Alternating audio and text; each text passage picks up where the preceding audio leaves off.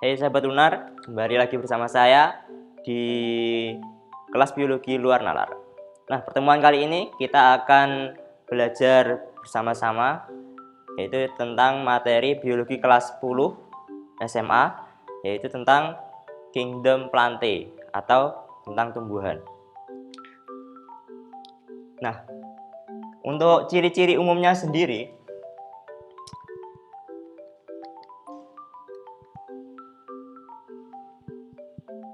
ciri-ciri umum dari Kingdom Plantae ini, yang pertama, dia bersifat multiseluler.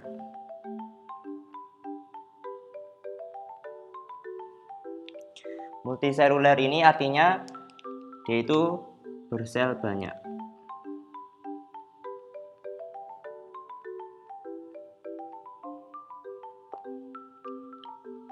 Nah, kemudian untuk ciri-ciri selanjutnya, dia bersifat eukariotik.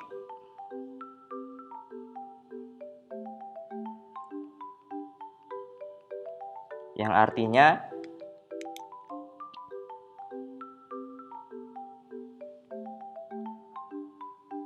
dia sudah memiliki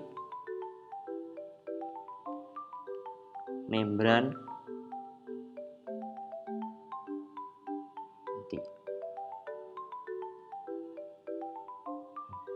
membran sel.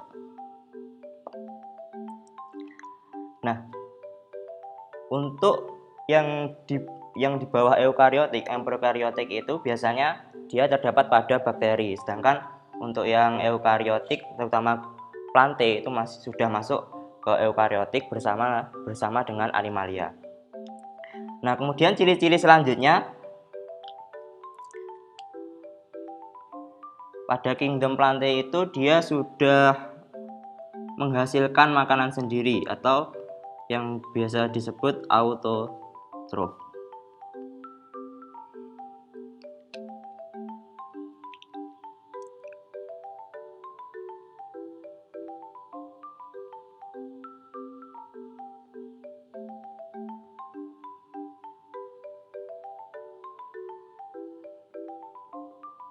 Nah, dia biasanya menghasilkan makanan dengan fotosintesis.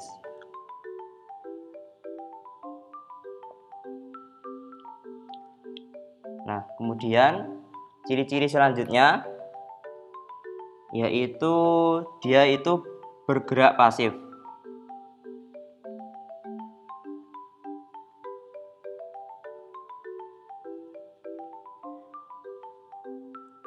Ya, nah, contoh geraknya ini biasanya ada yang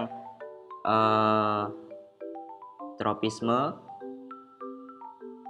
ada yang gerak nasti, ada yang gerak taksis. Ini untuk gerak macam-macam gerak ini nanti kita kita pelajari di bab gerak, terutama pada tumbuhan. Nah, untuk ciri-ciri selanjutnya dari Kingdom Plantae ini, dia memiliki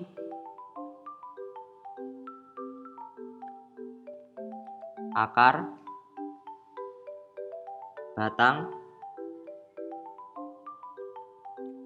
dan daun. Nah, ciri-ciri utamanya ini. Kemudian ciri-ciri selanjutnya, untuk Kingdom Plantae ini dia memiliki dinding sel.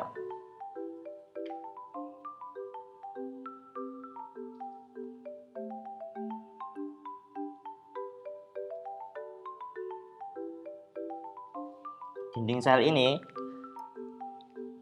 ada yang tersusun dari selulosa, ada juga yang tersusun dari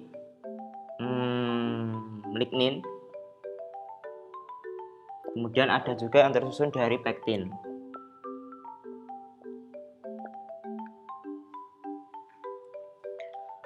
Nah, kemudian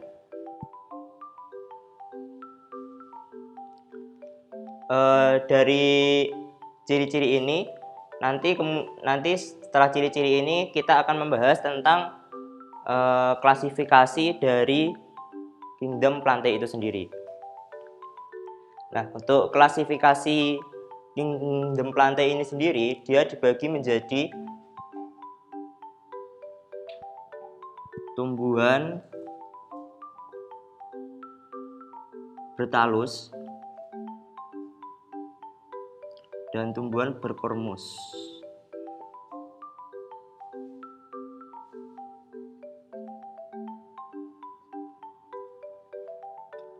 Yang bertalus ini biasanya disebut Talobita. Sedangkan yang berkormus ini biasanya disebut tumbuhan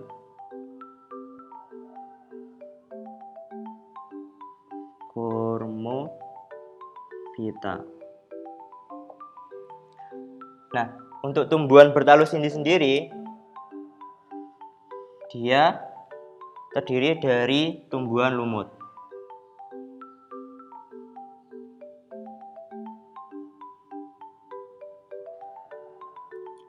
Yang biasa disebut Bryophyta. Kemudian untuk yang tumbuhan berkormus itu terdiri dari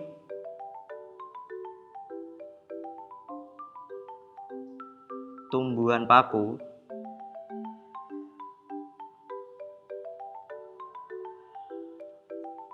atau Pteridophyta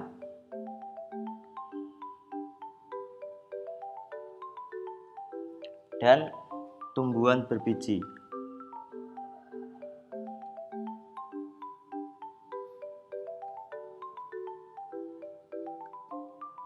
Atau Spermatophyta.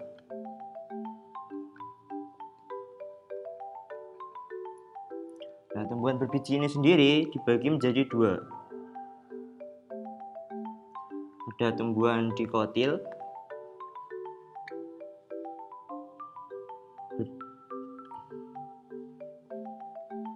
berbiji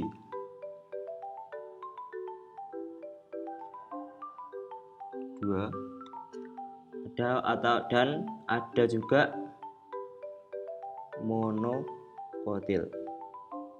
Mono artinya satu, kotil ini artinya kotiledon, jadi berbiji timbal. Nah, ini nanti kita akan mempelajari satu persatu, yaitu dari tumbuhan lumut, bagaimana ciri-cirinya. Kemudian ada tumbuhan paku, kemudian ada tumbuhan berbiji yang meliputi dari dikotil dan monokotil.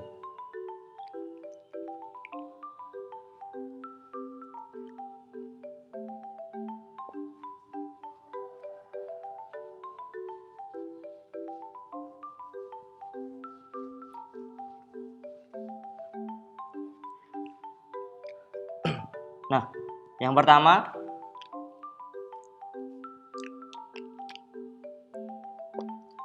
tentang tumbuhan lumut.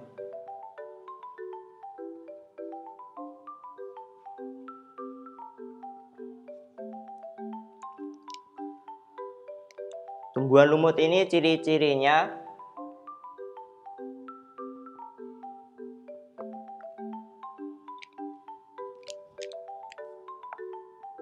tumbuh di tempat yang lembab, habitat lembab. Kemudian tumbuhan lumut ini memiliki fase dominan berupa gametofit. Kemudian ciri-ciri selanjutnya, tumbuhan lumut ini seperti yang saya jelaskan sebelumnya, dia kebanyakan berupa talus.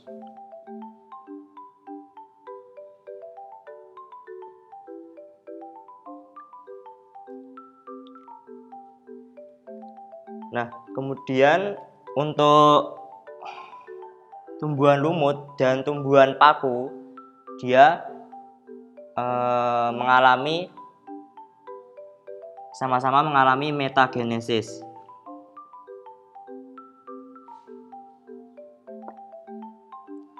Nah, nanti coba kita bandingkan dengan tumbuhan paku.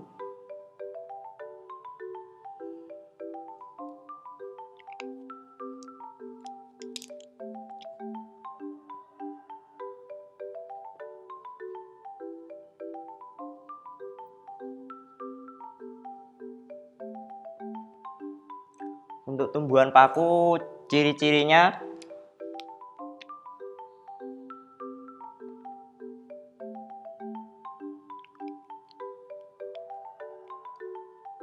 kebanyakan dia juga berada di habitat yang lembab.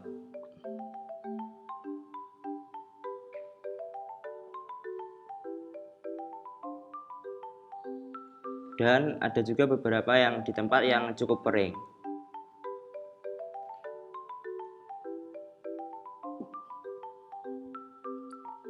Kemudian untuk fase dominan,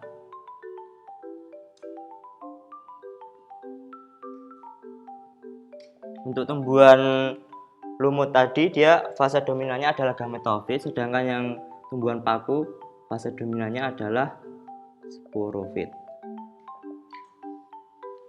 Kemudian di sini ada beberapa yang berupa talus dan ada juga berupa kormus. Nah, kemudian untuk metagenesis,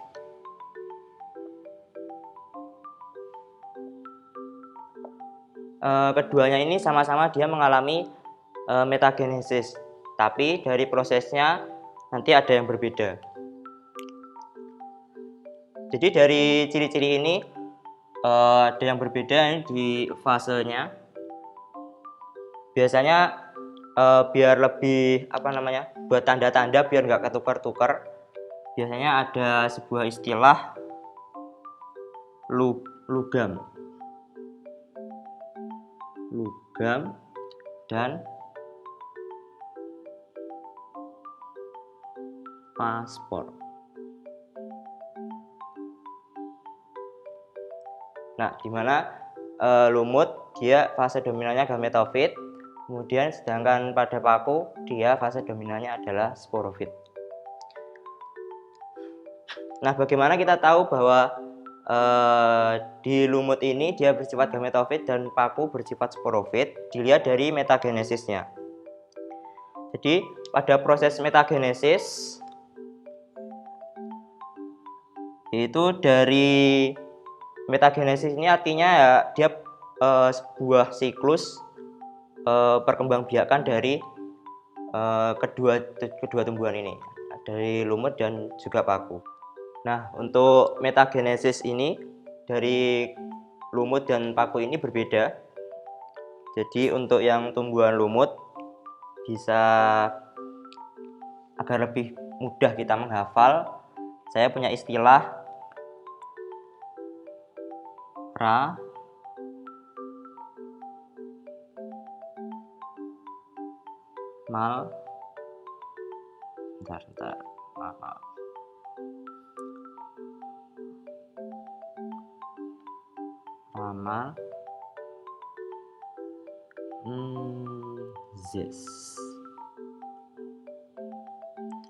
Nah, ini ada maksudnya. Jadi ra ini artinya spora. Kemudian Ma ini artinya protonema. Sedangkan L ini dia itu maksudnya adalah tumbuhan lumut itu sendiri. Nah, kemudian di sini ada strip. Nah, strip ini artinya dia diartikan dari lumut ini dia punya dua gamet jantan. Punya gamet jantan dan gamet betina. Yang gamet jantan ini dia disebut antheridium.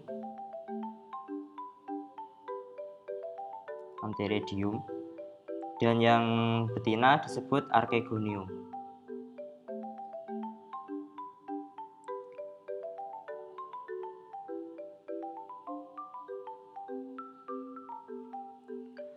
Nah, kemudian yang di sini nanti akan menghasilkan sperma. Yang di sini ovum. Nah, kemudian ketika dia mengalami peleburan, nanti akan menghasilkan Z. Ini artinya zigot. Kemudian di sini embrio. Kemudian di sini sporogonium,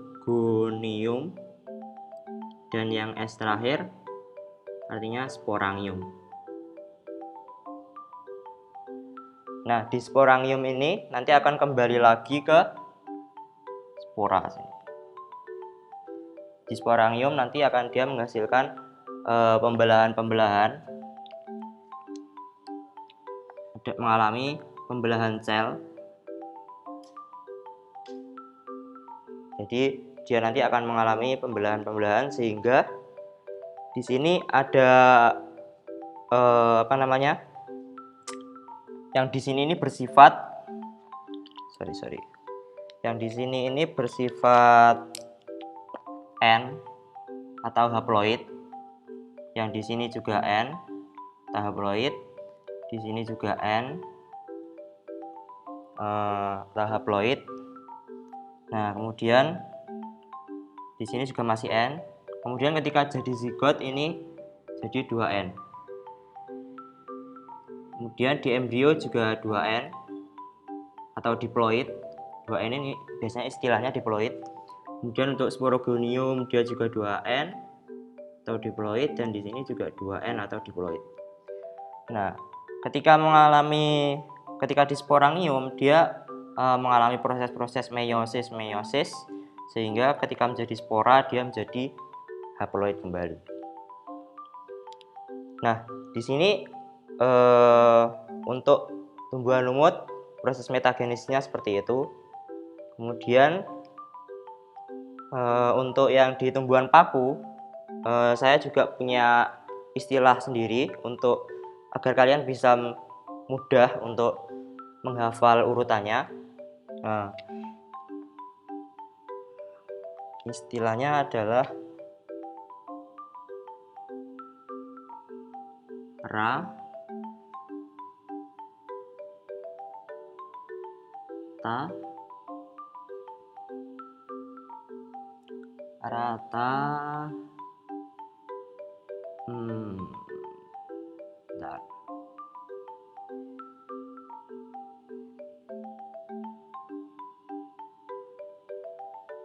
Z. Rata Zeps.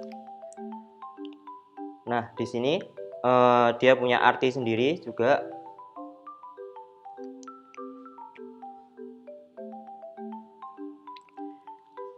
Dari Ra ini artinya sama kayak tadi, spora. Kemudian Ta ini artinya protalium. Nah, kemudian strip, tanda strip itu dia artinya sama kayak tadi. Dia punya 2 gamet. Nah, taruh sini. Ada gamet jantan dan gamet betina. Jantan sebutan lainnya adalah antheridium. Dan untuk yang betina Archegonium. Nah, di sini menghasilkan sperma. Di sini menghasilkan ovum. Nah, ketika mengalami peleburan, dia akan menjadi zigot. Kemudian berkembang menjadi embrio. Nah, ini kemudian setelah jadi embrio, dia menjadi paku dewasa. Ya, dari kecil, dari embrio kemudian berkembang menjadi paku dewasa. Kemudian pada paku dewasa, dia itu pada daunnya ada yang terbentuk sporogonium. Kemudian berkembang menjadi sporangium.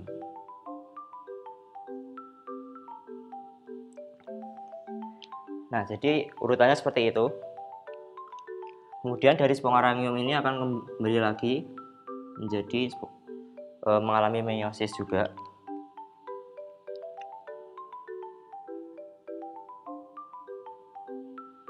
Sehingga sama kayak yang di lumut tadi, dari spora ini dia N.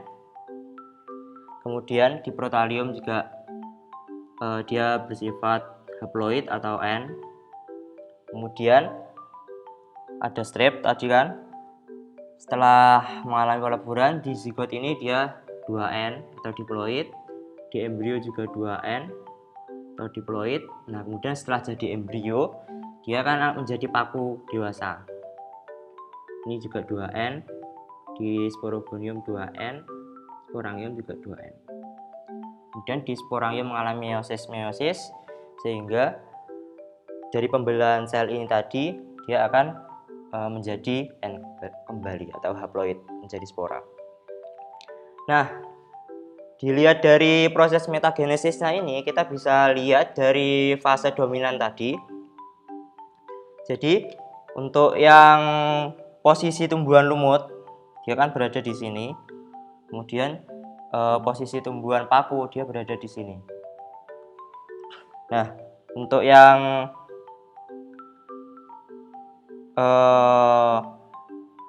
dari ramal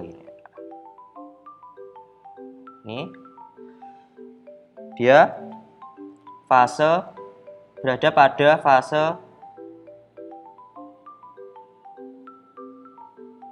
gametofit. Sedangkan pada zes ini fase sporofit.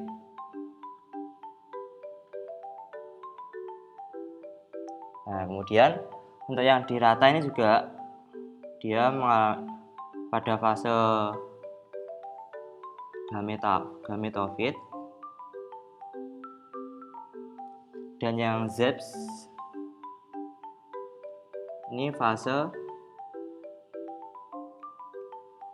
sporofit. Ya, tulisannya mulai mengecil. Nah, jadi dari fase dominan ini bisa kita lihat pada tumbuhan lumut dia berada di fase gametofit. Jadi fase dominannya itu adalah gametofit. Kemudian untuk yang tumbuhan paku ini berada di fase sporofit untuk fase dominannya. Untuk ciri-ciri dari tumbuhan lumut dan tumbuhan paku, mungkin nanti yang sering kali keluar biasanya kan yang sering menjebak itu biasanya antara dua tumbuhan ini, yaitu pada fase metagenesisnya ini. Nah, ini bisa dipahami lebih dalam nanti. Untuk yang tumbuhan berbiji, untuk ciri-cirinya nanti saya jelaskan lagi untuk yang setelah saya hapus ini. Ya, untuk selanjutnya kita lanjutkan untuk kingdom plantae ini tadi sudah saya jelaskan tentang ciri-cirinya. Kemudian untuk kita lanjutkan untuk klasifikasinya tadi. Lanjutkan dari klasifikasi tadi. Jadi untuk tadi kan sudah saya jelaskan ada 3, ada Bryophyta, ada Pteridophyta yaitu tumbuhan paku, kemudian ada yang satunya lagi Spermatophyta yaitu ada tumbuhan berbiji. Nah, untuk klasifikasinya dari ketiga tadi, yang pertama ada Bryophyta. Nah, Bryophyta itu terdiri dari 3. Yang pertama itu ada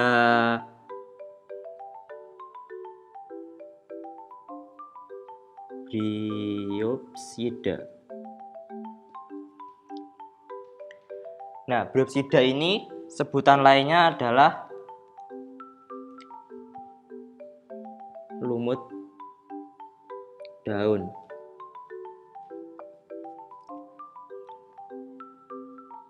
Ciri-cirinya untuk lumut daun, dia sudah memiliki talus berbentuk daun.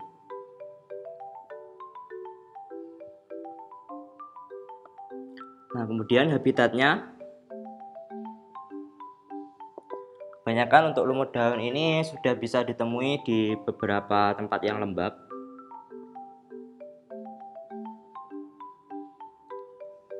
Contohnya mungkin pada batu bata. Kemudian untuk contohnya lumut daun,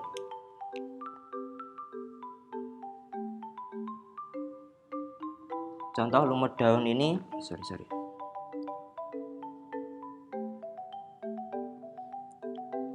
yaitu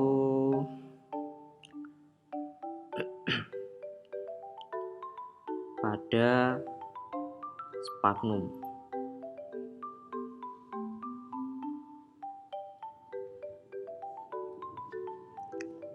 Nah, kemudian untuk yang kedua ada Bryopsida, kemudian ada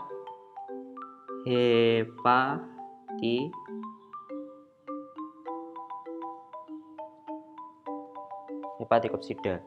Itu berasal dari istilah hepar, itu lumut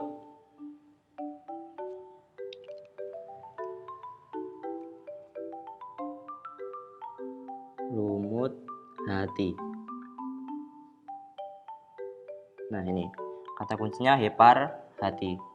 Nah, biasanya dia ciri-cirinya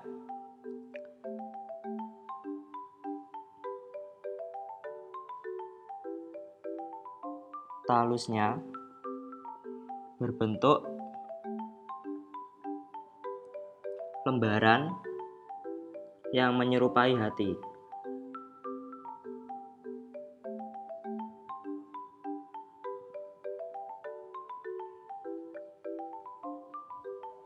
Nah, kemudian untuk habitat ini biasanya dia di pegunungan, di apa ya istilahnya ya? Di pegunungan, tempat lembab,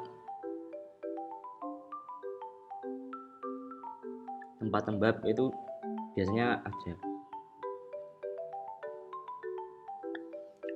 Kemudian contohnya untuk Hepaticopsida ini contohnya pada Marsantia sp.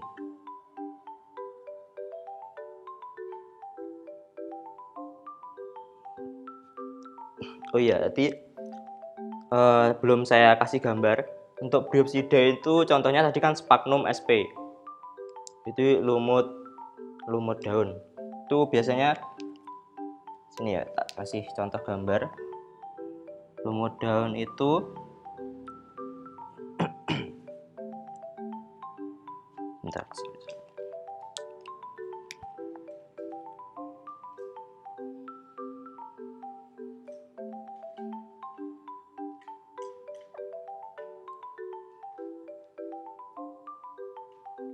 Jadi lumut daun itu biasanya dia akarnya masih berupa rhizoid.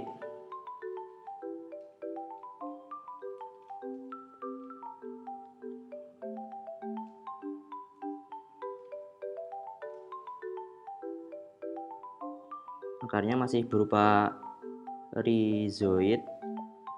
Kemudian daunnya sudah mirip daun.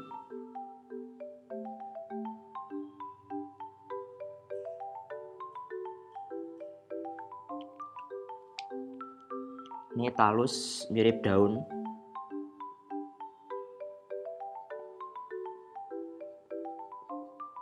Kemudian untuk ini dia belum memiliki batang, jadi ini namanya seta. Kemudian yang di sini ini dia itu sebuah kapsul yang di sini ada bagiannya yang, nah di sini ada sebuah kapsul, namanya yang di sini kapsul spora. Nah, kemudian untuk yang bagian yang sebelah sini, ini dia memiliki kayak mirip gigi gitu. Ya, ini namanya gigi peristum. Nah, kemudian yang bagian ujungnya ini disebut kaliptra.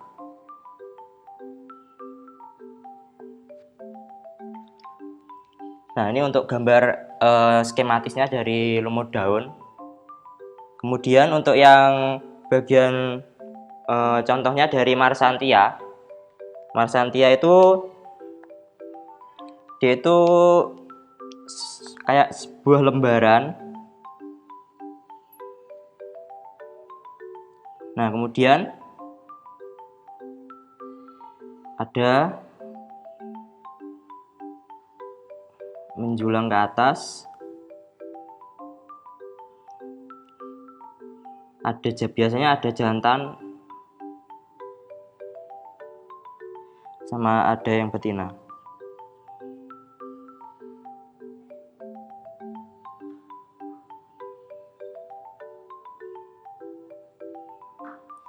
Nah, ini biasanya ada yang dalam satu lembaran itu ada jantan, ada betina, biasanya juga jantan semua, biasanya seperti itu. Nah, kemudian tadi ada sudah 2. Yang terakhir ada Anthocerotopsida atau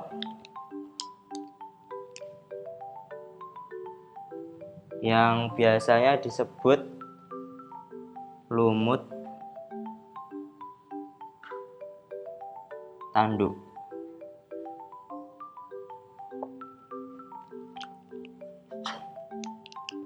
Nah, lumut tanduk ini dia ciri-cirinya hampir sama, cuma di kayak talusnya, jadi talus berbentuk lembaran,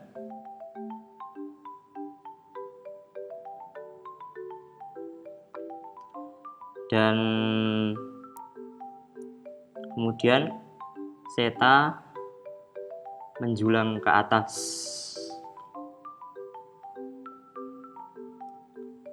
seperti tanduk.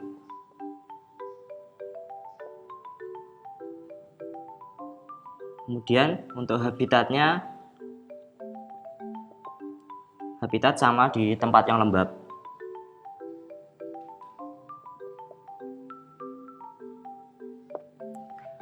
Nah, kemudian untuk contohnya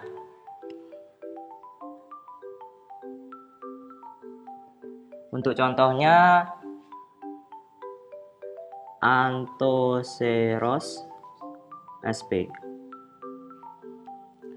Nah, bentuknya untuk gambarnya, jadi dia itu mirip seperti kayak lumut hati. Dia berbentuk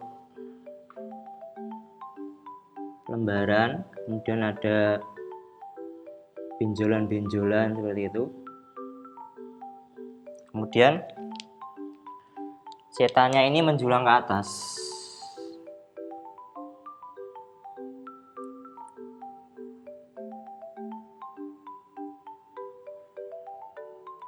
Dan ini banyak seperti itu. Membentuk seperti tanduk. Nah, di sini banyak sekali spora-spora.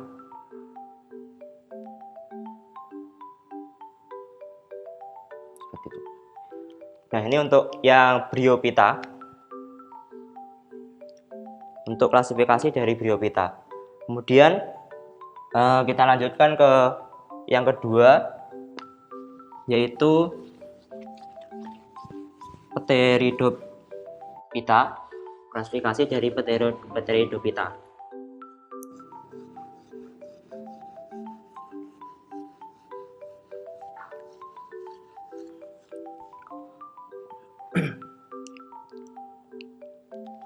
Untuk Pteridophyta, untuk yang Bryophyta tadi kan ada dibagi menjadi 3. Itu ada Bryopsida, ada Hepaticopsida, kemudian ada juga Anthoceropsida. Kemudian untuk yang kedua ada Pteridophyta atau paku, tumbuhan paku. Nah, ini dibagi menjadi 4. Jadi yang pertama itu ada paku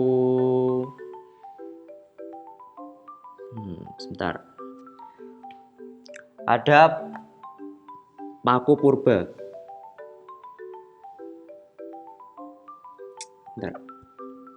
Ada Psilopsida. Psilopsida ini nama lainnya adalah paku purba.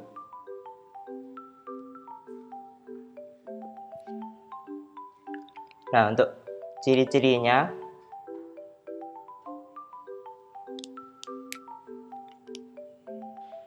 kita bisa lihat dari ciri-cirinya Psilopsida keempat jenis ini dari gambarnya.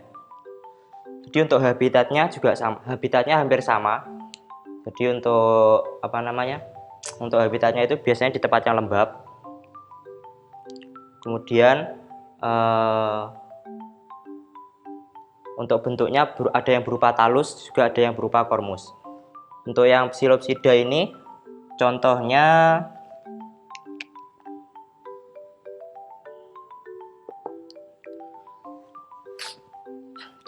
Psilotum.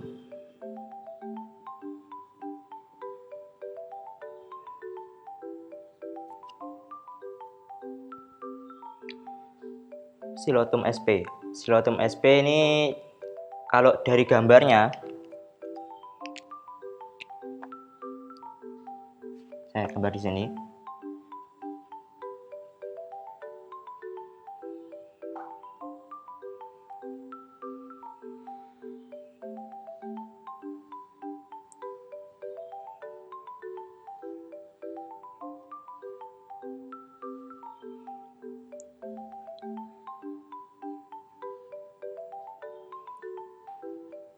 Nah, di sini ada butiran-butiran gitu. Ada membentuk untuk sporanya. Warnanya kuning. Biasanya sini warnanya hijau, kemudian butirannya itu warnanya kuning. Ini untuk yang psilopsida. Kemudian untuk yang kedua itu ada Lycopsida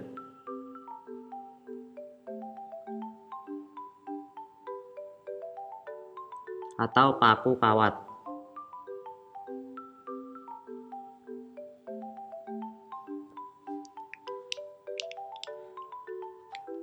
Contohnya adalah Lycopodium.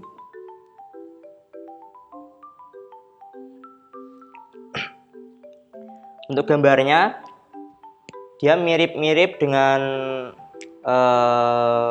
Xylothum sp, cuma ini sudah kayak memiliki seperti lembaran daun gitu, tapi bentuknya menyerupai Xylothum yang membentuk tanduk-tanduk seperti itu.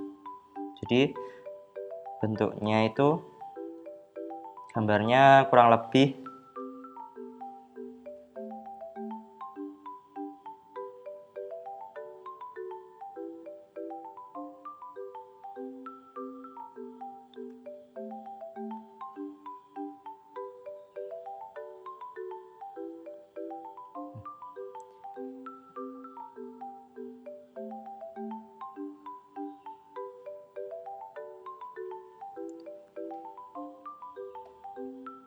jadi dia sudah memiliki lembaran-lembaran daun, tapi masih membentuk seperti kawat, seperti tanduk-tanduk gitu.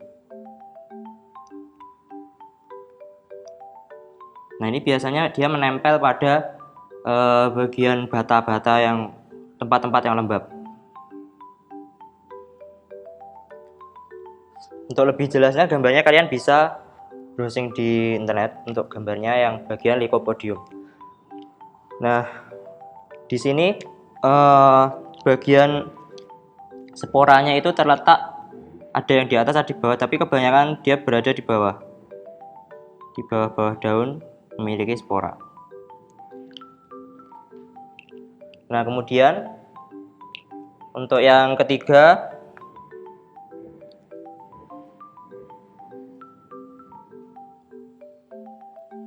ada Equisethopsida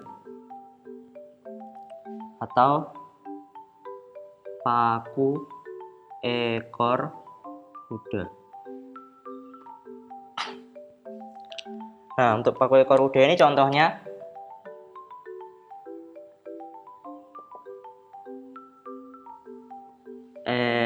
Equisethum debile.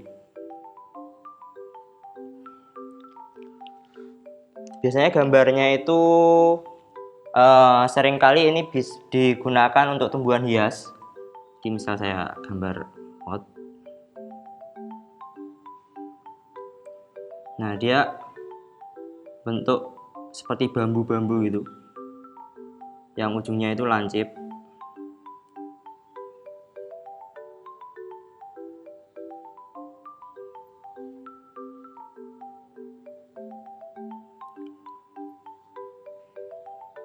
Ini biasanya digunakan untuk tanaman hias. Dan ini biasanya banyak sekali berbentuk seperti bambu-bambu gitu. Itu namanya Equisethum debile. Nah, kemudian untuk yang terakhir ada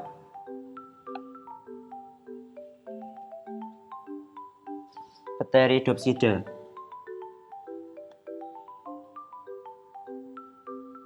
atau paku sejati.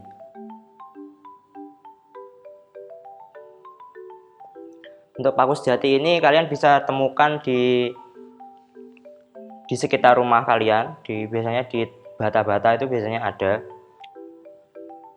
bareng sama biasanya dia bentuknya itu biasanya menempel pada bata gitu. Contohnya, contohnya belum ya. Contohnya itu ada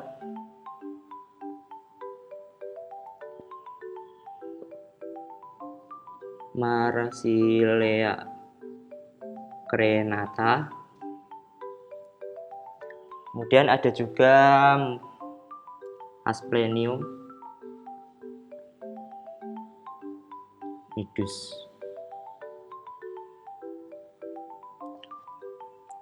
Untuk biasanya yang bisa kalian temukan, gambarnya ini mungkin kalian nggak asing.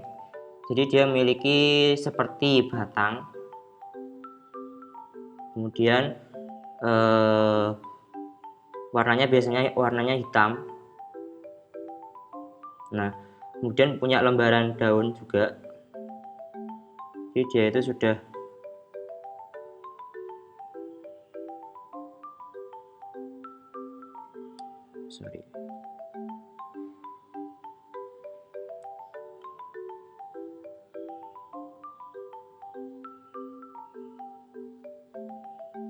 dia memiliki lembaran daun.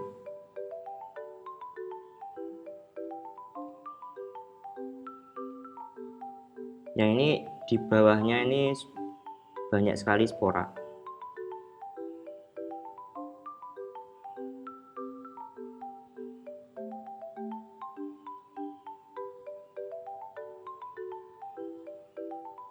Ini juga ke sini. Nah, ini biasanya kalau diperbesar itu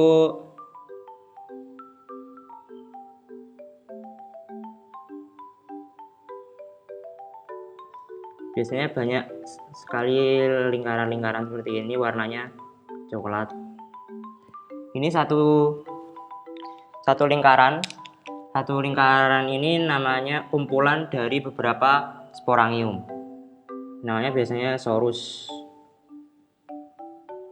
Ini sorus, kemudian dia memiliki kotak spora. Di dalam sorus ini ada sporangium.